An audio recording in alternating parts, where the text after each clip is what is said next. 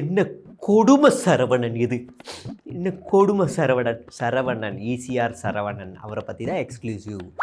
என்ன கொடுமை சரவணன். நீங்கள் பார்த்துருப்பீங்க, தாடி வச்சுக்கிட்டு அப்படி கெத்தா புசி கூடவே பக்கத்தில் நின்றுக்கிட்டு இருப்பார். எப்படி கொஞ்ச நாளைக்கு முன்னாடி சின்னம்மா சசிகலா அவங்க பக்கத்தில் ஒரு கேரக்டர் அப்படின்ற மாதிரி இவர் அப்படின்றக்கூடிய ஒரு கேரக்டர்.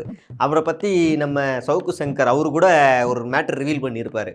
இது வரைக்கும் பேனருக்கு மட்டும் 40 லட்சம் வரைக்கும் செலவு பண்ணியிருப்பார். எதுக்காக செலவு பண்ணணும், என்ன அவசியம்?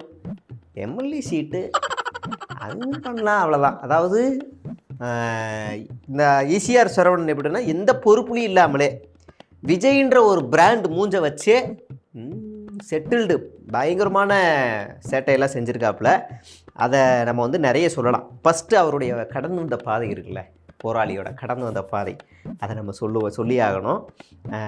இவரோட வந்து வந்து இந்த பிராண்ட் முகத்தை வச்சு, நான் விஜயோட க்ளோஸ், ஏய் விஜய் தெரியல என்கிட்ட கேட்டு தான் முடிவு பண்ணுவார், ஏய் விஜய் தெரியல தும்பல் வரும், ஈஸியாக தும்பிடுவா அப்படின்னு கேட்டு தான்ப்பா தும்புவார். அந்த மாதிரி நானும் அவ்வளோ க்ளோஸு அப்படின்லாம் பேசி கீசி, சும்மா ஒரு உதாரணத்துக்கு சொல்கிறேன், பேசி கீசி வெரி க்ளோஸில் வண்டியை ஓட்டி நல்லா கட்ட பஞ்சாயத்து பண்ணி, நானும் ஒரு க்ளோஸு, என்ன பதவி வேணும், பகுதி, வட்டம், ஒன்றியம், நகரம், கிளை, what you want I will give அப்படின்னு ஒரு டீலிங் எல்லாம் போட்டு, அப்போ அவன் என்ன பண்ணிடுவான்னா ஒரு வெள்ளை சட்டையை போட்டு பதவி வாங்கிட்டேன், இங்கே பாரு நகரம், வட்டம், மாவட்டம்னு இப்படி போட்டு அப்படி போகிற மாதிரி செட்டப்பெல்லாம் பண்ணிக்கிட்டு இருக்காரு.